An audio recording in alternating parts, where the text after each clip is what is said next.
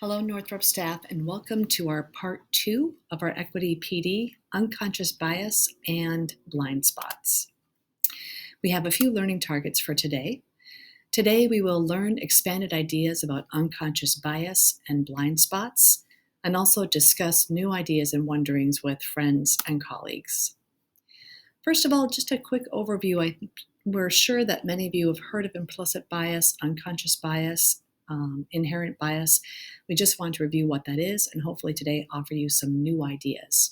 So implicit bias is attitudes, stereotypes, and beliefs that can affect how we treat others. Implicit bias is not intentional, but it can still impact how we judge others based on factors such as race, ability, gender, culture, language, and more. In early childhood settings, implicit biases can affect how providers perceive and respond to children, which can lead to unfair differences in the use of exclusionary discipline practices such as suspensions and expulsion. To begin, we have 2 videos talking about bias and blind spots. Implicit bias. Implicit bias. Implicit bias. 2016 was the year that implicit bias went somewhat mainstream. Yeah, so when Hillary Clinton mentioned implicit bias in the debates, our phones started blowing up, all our friends started emailing us about it. But what is implicit bias? Implicit biases are basically thought processes that happen without you even knowing it. Little mental shortcuts that hold judgments you might not agree with. And sometimes the shortcuts are based on race.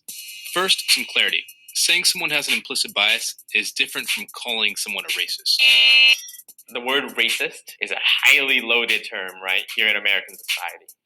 A lot of times, when people are using it, they're thinking of the kind of old-fashioned Ku Klux Klan style racist. But implicit bias isn't anywhere near that, explicit.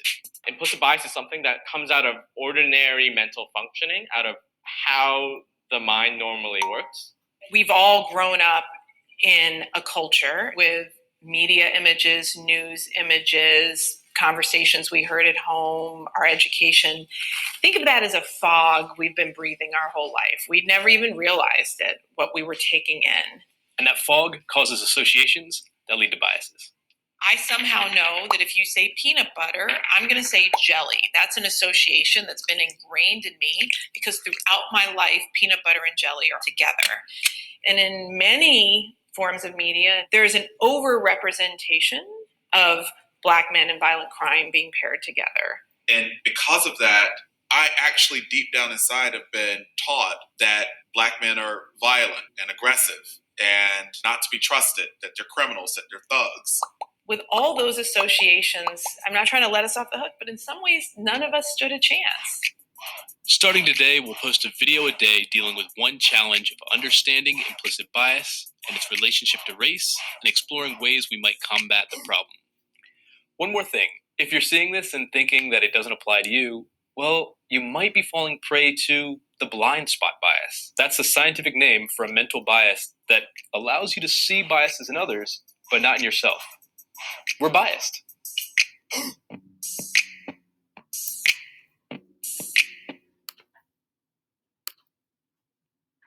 Are you seriously considering her as a candidate? Just don't trust She's a woman. She's a woman. This is a man's She's job. clearly not educated. Maybe does she even speak English? That's not me. I'm not like that. You call it an honest mistake. Science calls it a blind spot. Our unconscious mind is a mysterious and powerful thing. It makes 90% of our decisions without us even knowing it. Our brains are overloaded with 11 million pieces of information every second. Yet we can only process about 40 of them. So we're wired to make cognitive shortcuts, using past experiences to make assumptions. And you know what happens when we assume. Our unconscious mind can put us on autopilot, determining where we sit, who we eat lunch with, who we turn to for advice, and who we choose to offer a helping hand. Living our lives with blind spots can put us in a tunnel. Same point of view, same decisions, same outcomes. We can find ourselves trapped in the land of snap judgments and misconceptions. We've all been on both the giving and receiving end of blind spots. Think about it. Who's talented? Who's able? Who can I trust? Who belongs? We've all been there. Blind spots are part of the human condition.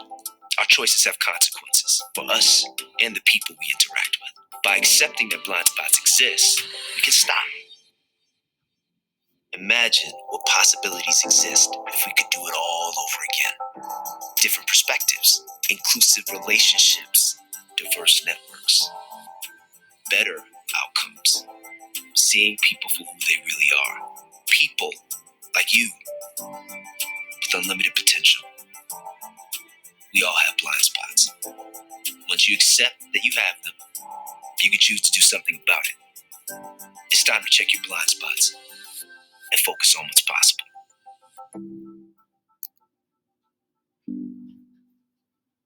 Implicit bias. Implicit bias. Implicit bias.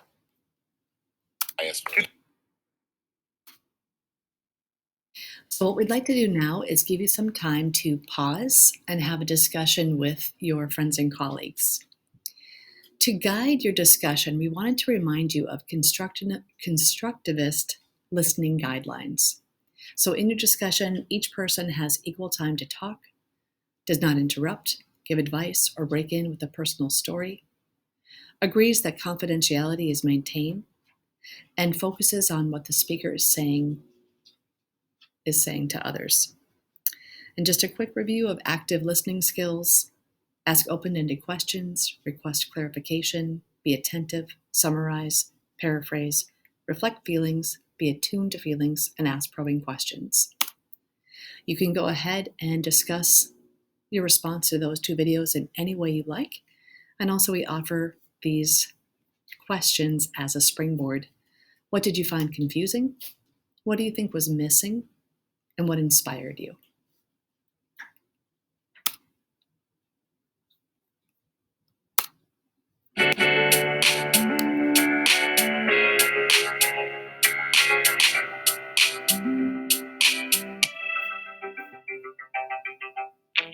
What's your favorite thing to do in school?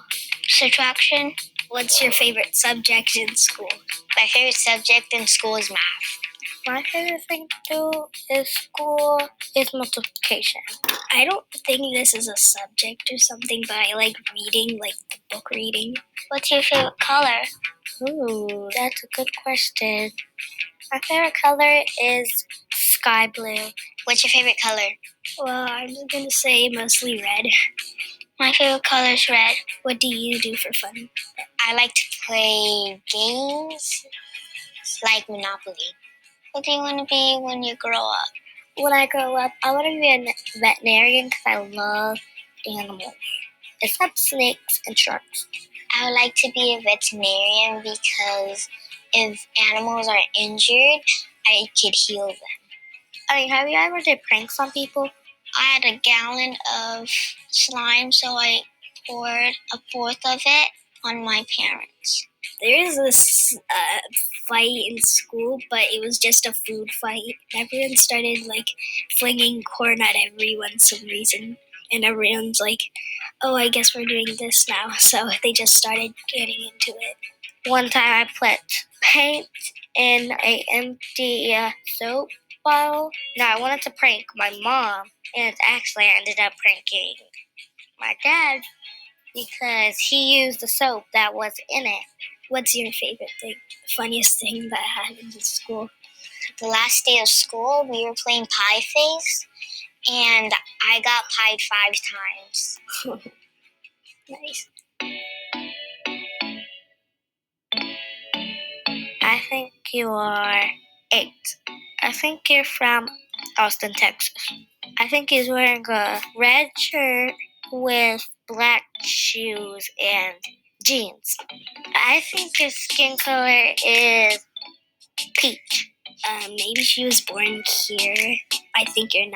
You may be wearing maybe some black pants and a red shirt or something like that.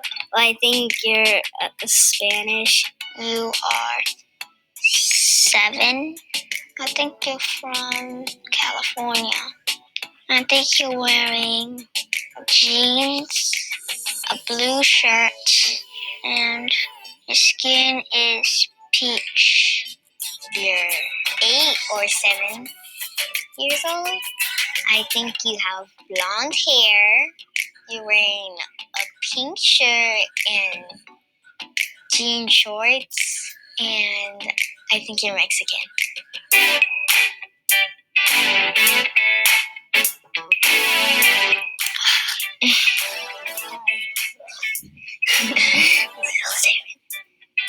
I thought you were 8 or 7 years old. I'm 8 and going to turn 9 this year, so. Well, how old are you? I'm 7.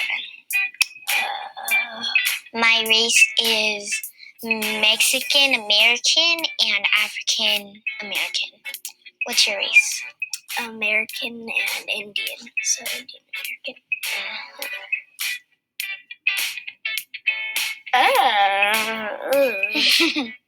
Hi. Hi. I am 8 and my skin color is peach. Are you 7? 8. I'm not from Austin. I'm from California. I'm from Michigan. I didn't have any red. Yeah, because you said you liked red, so I was thinking you had red on. Well, it was actually pretty cool, so it was very cool because I've never done this before. Yeah.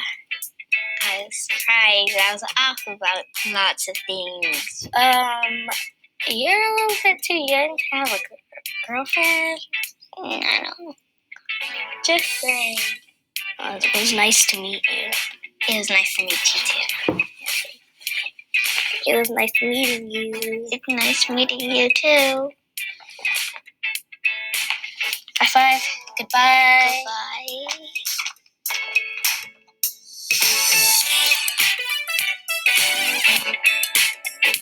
Goodbye. So, we wanted to give you more discussion time to talk with your group about what you just saw. What was surprising? What did you notice? And what's a takeaway? And we wanted to just remind you of the difference between active listening and constructive listening. So, in active listening, the listener must take care to attend to the speaker fully and then repeats in the listener's own words what he or she thinks the speaker has said. Constructive listening looks like, I agree to listen and think about what you say in exchange for you doing the same for me. So please pause this video and take a moment to discuss with your colleagues any thoughts or reactions to this video. So the question is, what can we do now? Please stop the video and take a moment to discuss with your colleagues some ideas within this graphic about what we can do now.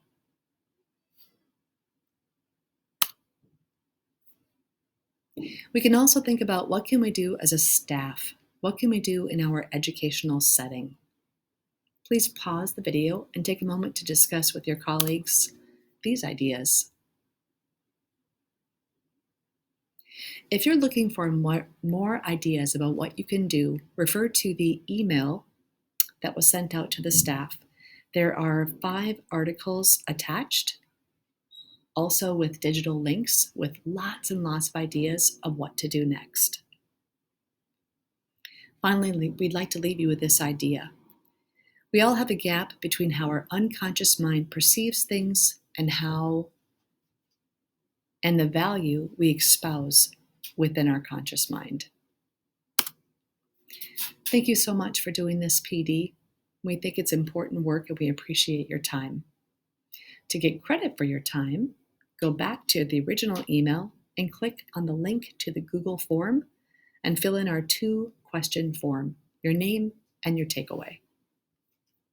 Have a terrific day.